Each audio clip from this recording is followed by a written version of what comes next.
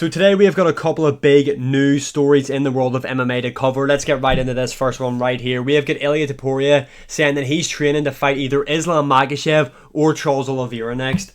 He then goes on to say, but they are both scared. All my training is focused on Islam or Charles because I don't see any other opponents, which is a fair point. Like, maybe chuck in Arman Saruki in there. I think Arman is a possible opponent for Ilia Topuria because Ilia is looking to fight for the UFC's lightweight title, and Arman Sarukian is clearly the number one contender in the division, and that is above Charles Oliveira, although Ilia Topuria is going on this crazy legacy building run at the minute. He's coming off knockout wins over Volkanovski, Max Holloway. He's targeting the point for point number one in Islam Makhachev, and if he can't get him, he's looking for one of the other big stars in the UFC. That is Charles Oliveira, but he also says neither of them seems to dare to fight me.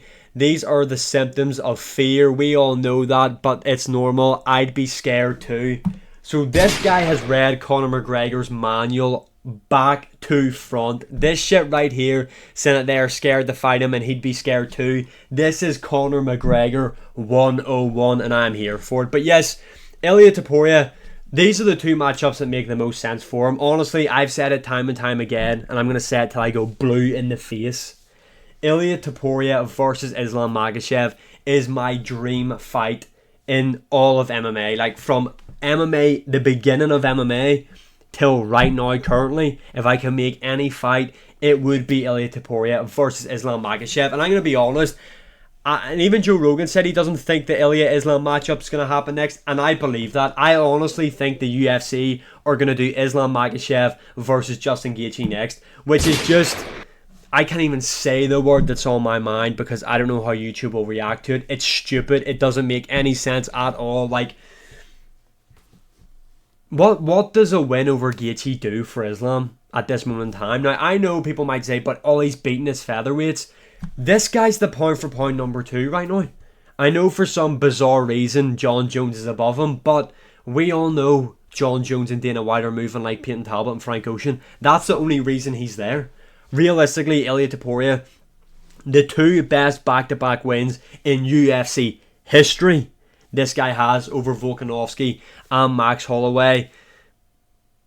He is the perfect fight for Islam. Like, it is the best fight to make in the sport of MMA. These guys are the two best mixed martial artists right now, in my opinion. And I'm just going to say it here. I'm going to be honest, upfront and honest with everybody here, because you deserve to hear it. The only reason Islam isn't jumping at the opportunity to fight Ilia Topuria is because he knows he's going to lose to Ilia Topuria.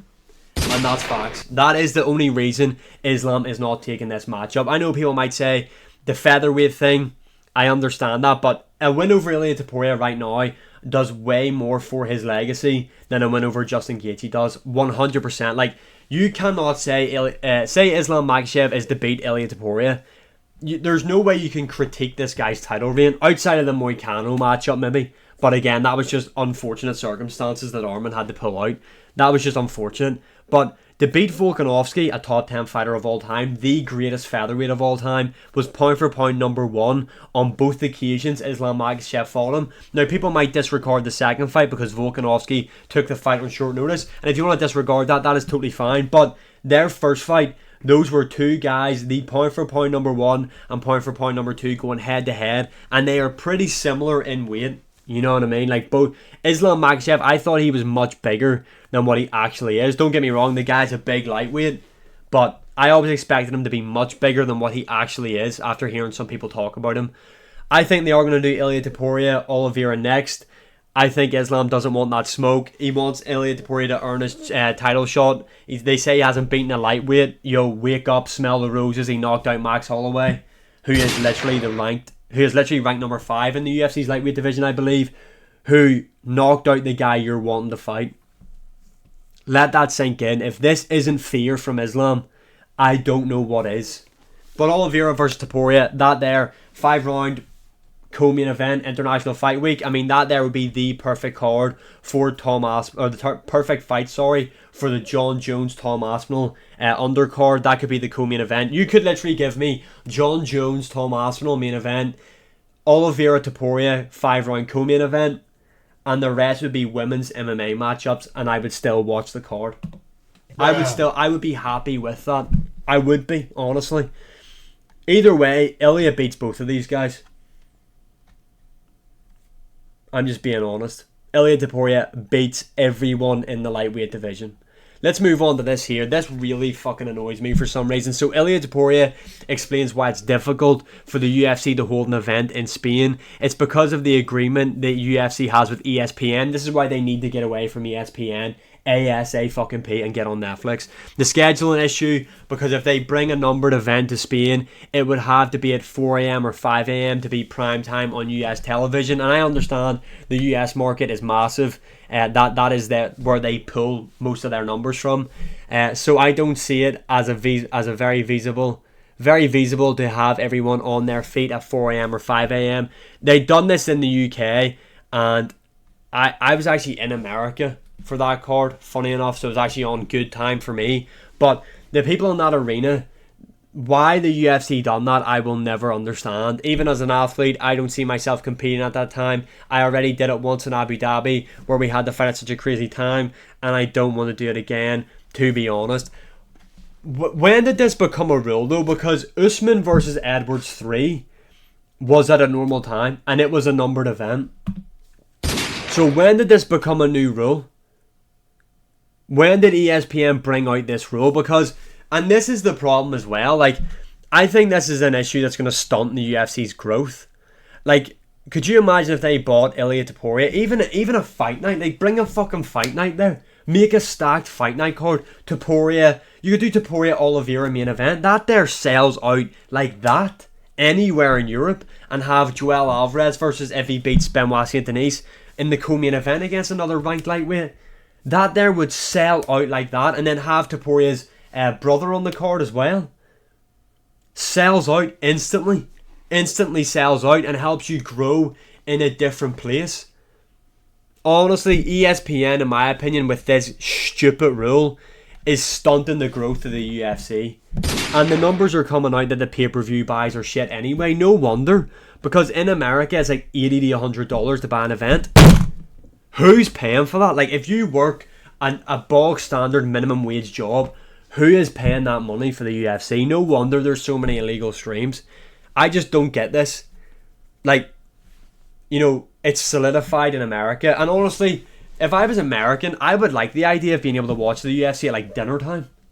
I would like the idea of that, to be able to come home, stick the UFC on while I'm eating my dinner or while I'm cooking or whatever. At a normal time. Not like fucking 10 o'clock. Or if you're in the UK, 3 in the fucking morning. Moving on, the rematch. Oh boy. The rematch between Alex Pereira and Magomed Ankalaev.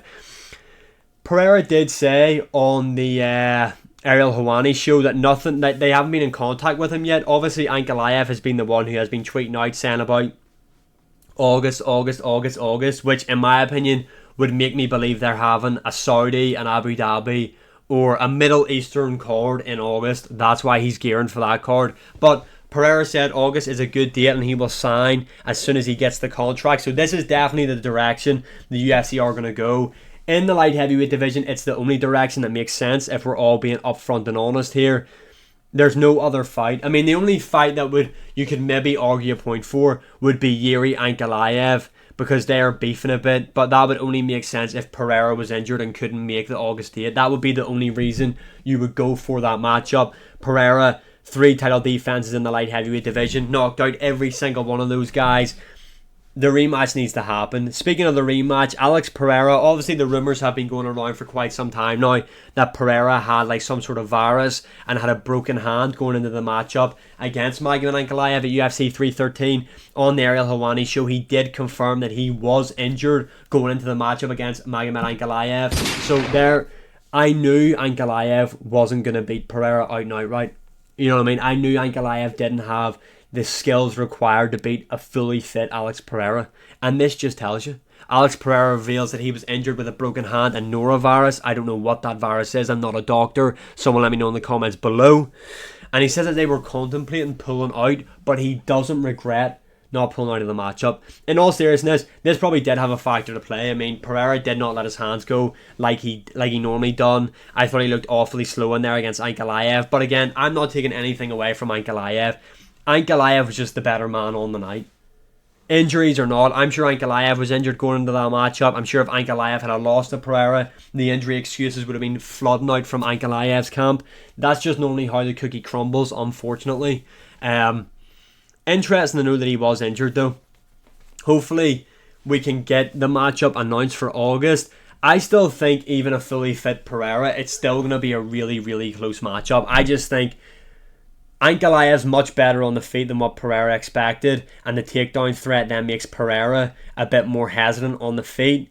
But Pereira's takedown defense is a lot better than what Ankalaev and his team expected. So maybe now going into the rematch, actually, because Pereira is confident in his ability to shut down the takedowns, because I think he stopped like 12 takedowns in there, that he will be more engaging and letting his hands go.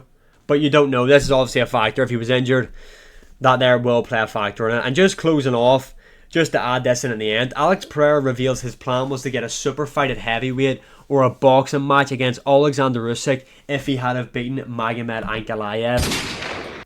I knew, like, do you know what? I'm kind of glad Ankalaev beat him, because this would have fucked up Aspinall Jones. Like, if Pereira had have beaten Magomed Ankalaev, we would not be getting John Jones, Tom Aspinall next. Definitely not. I hate the fact he called out Alexander Usyk. This was definitely on the cards as well, because Alexander Usyk called out Alex Pereira as well. And we've seen Dana White working with Turki Al-Sheikh, talking about these big super fight events they were going to put on. This would have definitely been one of them.